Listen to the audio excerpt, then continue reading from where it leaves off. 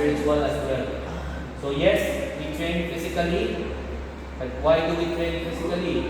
Because it's good. Sabi din ng Biblia, physical training is good, but spiritual training is better. Mas may benefit. So sabihin, importante ang physical training. Bakit? What does physical training give us? Ano yung binibigay sa atin ng physical training? Health, strength. Ito. Especially, I encourage mga boys, mga man, we need to learn how to fight. We need to learn how to defend our family. God has given us the role to be protectors, providers, and all those things. So that's why physical training is important. Girls as well. Importante. Ngayon, nakikita niyo ba sa mga news, especially sa ibang bansa, na ang daming mga kababaihan, young women that are being victimized dahil they can't defend themselves, dahil nila kayang defend sa sarili nila, di ba? So it's important for us to learn how to defend ourselves. That's why we do this training. No? Hindi lang basta physical exercise to compete the competition. It is good to compete. There's something in competing and winning medals. It's just some accomplishment sa buhay ng isang fighter na talatak. Kami, alam niya ng mga competitors dito, our hearts are into competition talaga. The last time I competed, I think more than a decade ago, pero my heart is still doon sa competition. I love fighting. Fighting was my life. Pero pag-aaralan natin ngayon ay yung importance ng gospel. Ano ba yung gospel? Yung good news. Kasi namin gospel, yung good news, nandito sa church, tinuturo natin na si Kristo ang good news. Siya yung good news sa mga tao. Why? Because we were all sinners. Pero si Kristo yung nagligtas sa atin, yung kaligtasan niya, kaya yung sarili natin. Kaya kailangan niya mamatay sa cross. He has to die in our place para pagbayaran yung kasalanan natin, and we just have to believe in Christ. So, ang text natin is Romans 1 verse 16, and sabi dito, for I am not ashamed of the gospel, for it is the power of God for salvation to everyone who believes. Sabi ni Apostle Paul dito, the writer of Romans 7. Hindi ako nahihiya doon sa gospel, and that's the difference. Maraming kabataan ngayon don't want to talk about religion. Di ba? Sa dami ng atheism sa paligid, they don't want to talk about religion. Nahihiya sila sa kanilang faith. Pero sabi ni Apostle Paul, I am not ashamed of the gospel. Bakit? Dahil yung gospel, which is Christ, came on earth, died in our place, was buried, risen in the third day. Yun yung good news yun. Ay yung power of God for salvation. Yung kaligtasan, doon nakadepende if we believe sa good news na yun, sa katotohanan na yun. So, sabi dito, the gospel is not merely the message that begins the Christian life. Hindi lang ito yung message na pag pinaniwalaan mo, nagsimula yung Christian life.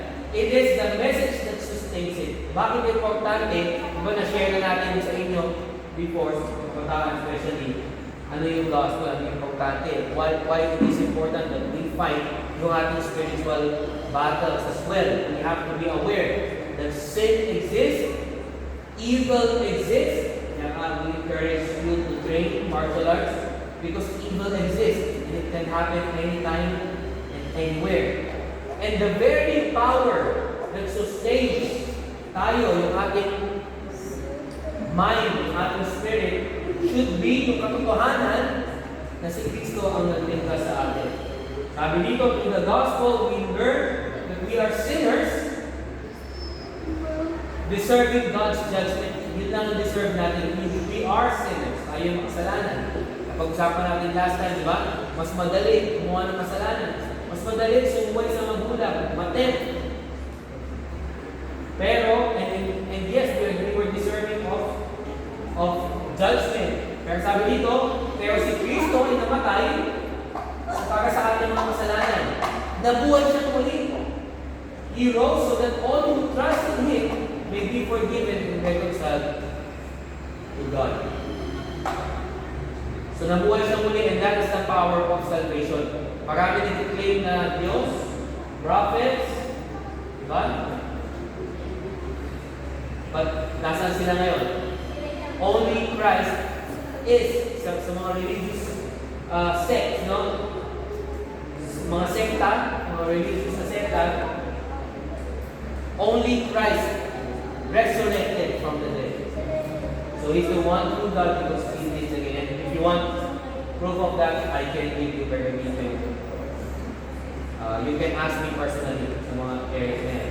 Sabi nito, the gospel gives us hope when we fail, reminding us that our acceptance before God rests not on our performance, but on Christ's finished work. So yung kaligtasan natin, hindi nakadepende sa dahil magaling tayo, dahil nanampalataya tayo lang kay Kristo. Of course, kasama yun. Pero dahil sa complete finished work ni Kristo sa cross. Sinabi ni Kristo na it is finished sa cross, ibig sabihin na natalo niya yung kasalanan. So it is important that we live every single day of our lives na buhay tayo araw-araw sa katotohanan na victorious si Kristo sa mga kasalanan sa buhay natin. Yes, tayo pa rin na mag-fail sa kasalanan, babagsak pa rin tayo dahil tayo mga tao, pero knowing that Christ has paid our sins and we have faith in Him,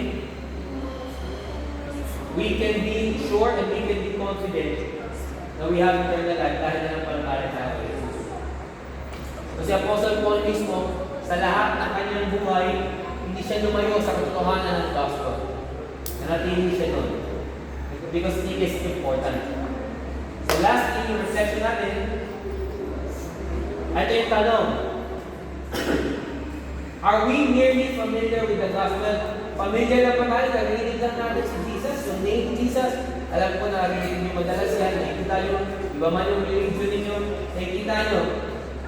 Naniniwala lang ba tayo sa Kanya? Narinig lang pa natin siya? Familiar lang ba tayo kay Kristo? Or are we actively resting in Christ every day of our life? So, actively nakarelay tayo sa katotohanan sa ginawa ng Kristo sa cross, sa pang-araw-araw ng buhay natin at lahat ng aspeto ng buhay natin, sa lahat ng areas, pwede sa pag-aaral, pagkatrabaho, pagiging kapatid, sa katulad ko, bilang sa magulang, wala akong ba sa inyo na magulang na, no? Or pagiging kaibigan, kaklase, workmate, or whatever, yung katotohanan ni Kristo is very powerful. It should rest in every areas in our lives. Sabi nga ng Biblia, diba? In everything we do it all to the glory of God. This is not sabi nila, it shouldn't be sabi nila, it should come naturally. Kapag pinasok tayo ng Panginoon, yung katotohanan niya magiging magre-reflect sa buhay natin. And once again, it is important na sabi nyo, that the same gospel that saves us is the gospel that strengthens, comforts, transforms us throughout our lives. So yung very same gospel na yun, kaligtasan na yun, galing kay Kristo, in all parts of our lives, sabi dito, it should strengthen us, comforts us, and continue to transform us all throughout our lives. Before we end, no? Nakikita natin sa buhay, sa mundo natin ngayon, sa society natin, sa maraming kabataan, kung ano ang influence ng mundo. Kung ano yung mga lies na tinuturo sa atin. Again, nabanggit ko kanina yung atheism, marami pang ibang ideologies. No? Woke ideology, LGBT, supporting LGBT, yung mga ganyan. Alam natin, very clear ang Biblia na ito yung mga kasalanan. Sadly, maraming even in the young age sa mga kabataan ay nagdadala sa mga ideologies na ito. Why? Because most of the time we just let these ideologies come in our lives. Tapos, wala, paniniwala natin. It sounds right eh, parang tama eh. Sige, paniwala ako. Without truly studying. No? First and foremost, biblically. Second, socially, intellectually, logically, yung mga positions na to, At kailangan alam natin ito in order for us to navigate dito sa buhay natin. If we don't, we will be lost. Maraming masyadong principles ang mundo that can blind us from the truth. Nasabi ko na sa inyo dati, truth is not subjective. Hindi ito, whatever is true sa iyo, iba yung truth sa akin. No. There's only one truth. Ang 1 plus 1, kahit sa among dalhin, ang parts ng universe, anong sagot? 2. That is called objective truth. Kapag subjective ang truth, magulo. Yes, para sa akin, ito ang tama. Para sa akin, ito yung mali sa akin yan, ito tama sa akin. So, saan tayo yung lugar? Doon tayo sa objective truth. What is the truth? And we know, and we should. Dito sa aming church, mga young people, tutuwa namin, how to defend the truth. O yung objective truth, yung totoo. Ito sa lahat ng areas. Religiously, spiritually, intellectually, scientifically, in all aspects of our lives, mayroong objective truth. Mayroong katotohanan. And that's where we should put our trust, our faith. And analysin yung katotohanan na ito. Ano sabi ni Kristo? Ano sabi ni Jesus? I am the way, the truth, and the life. No one comes to the Father except through Jesus. Si Jesus ang katotohanan at ang buhay. So we rest on this truth sa ating buhay as we navigate our life. Sige, wala nang attention mo. Maliliit eh. Let's close our heads. After nito, you can be dismissed. Yung mga malalaki can continue sa ating story. Again, let's close our eyes, bow our heads, let's pray. Naglalim sa langit, Panginoon, we thank you once again for the words that you've given us. Thank you for reminding us about the gospel and the importance of gospel in our lives, Panginoon. Help us realize, Lord, with so many things going on sa aming paligid, sa ating mundo, Panginoon. So many confusions that it's very hard for us to distinguish what's right and what's wrong. Help us, Lord, sa mga murang edad ng mga kabataan ng Panginoon, sa inyong kanyang isip, sa katotohanan ng Panginoon. Help each and everyone here to rely on your words, look back to your words na isasalita. At don't base, don't filter yung truth ng ating buhay. Because without objective truth in our lives, without the truth of the gospel in our lives, Panginoon, we will be lost as we navigate yung buhay namin throughout sa aming buong buhay, Panginoon. From now, mula ng aming pagkapanganak at sa aming kamatayan, Panginoon, it's a life of journey, it's a navigation, Lord, but help us, guide us through your word, Lord. We thank you once again. This is our prayer. In Jesus' name.